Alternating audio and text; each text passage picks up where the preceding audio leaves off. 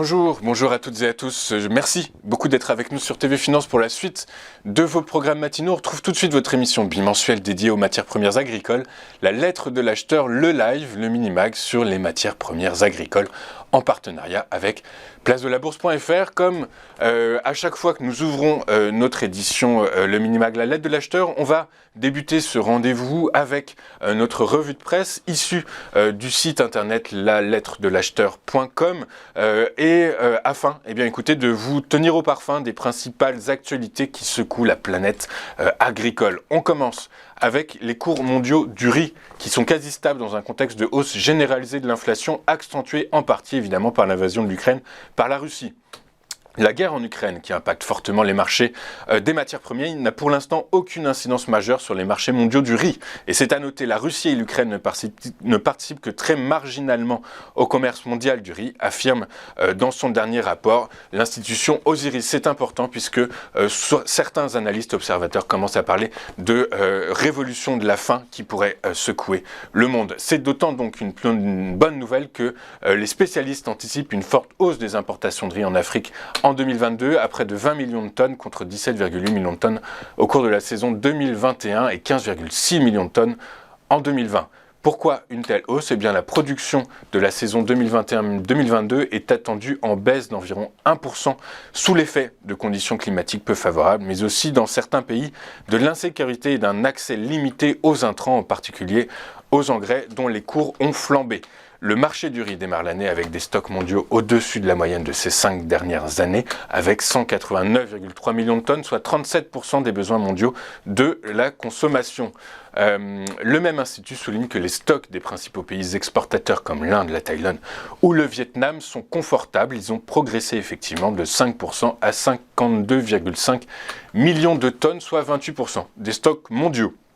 Mais les conséquences de la guerre entre la Russie et l'Ukraine pourraient se faire sentir malgré tout d'ici quelques mois avec la hausse des prix de l'énergie, des engrais et du transport maritime, entraînant une hausse des coûts de production. Ainsi, les cours pourraient s'apprécier d'ici à la fin de l'année et encore plus courant 2023 si les producteurs étaient contraints de réduire les intrants pour limiter les coûts de production. La Russie introduit une interdiction temporaire d'exportation de céréales vers les pays de l'Union économique eurasiatique, a indiqué le service de presse du gouvernement russe dans la nuit de lundi à mardi.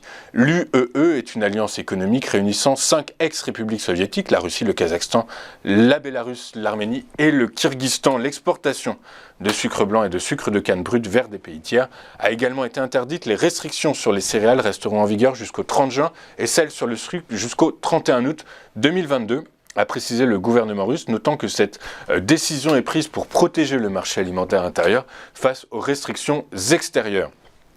Les céréales et le sucre font partie des produits alimentaires ayant connu la plus forte inflation en Russie depuis le début de la pandémie, à tel point que de fin 2020 à juin 2021, les prix du sucre ont été régulés par les autorités. En France, face au conflit ukrainien, certains producteurs de pommes bio craignent l'arrivée des produits polonais bon marché. Mais pour les experts du secteur, la concurrence polonaise n'impactera pas le marché français du bio. En effet, la force du marché français réside dans le fait que les consommateurs se tournent d'abord vers les produits d'origine française. C'est surtout au niveau de la logistique, des coûts de transport que les producteurs de pommes bio vont être pénalisés, notamment avec la hausse continue du prix du gasoil. Une flambée des prix qui vient s'ajouter au manque de containers pour le grand export et à la hausse des coûts de l'emballage. Et en parallèle, cela fait 4 saisons que les prix des marchés baissent. En effet, le contexte morose actuel incite certains producteurs qui ont peur de ne pas écouler leur stock à vendre à prix réduit leur production. Le risque, et c'est bien que les producteurs de pommes bio se mettent à produire des produits moins exposés.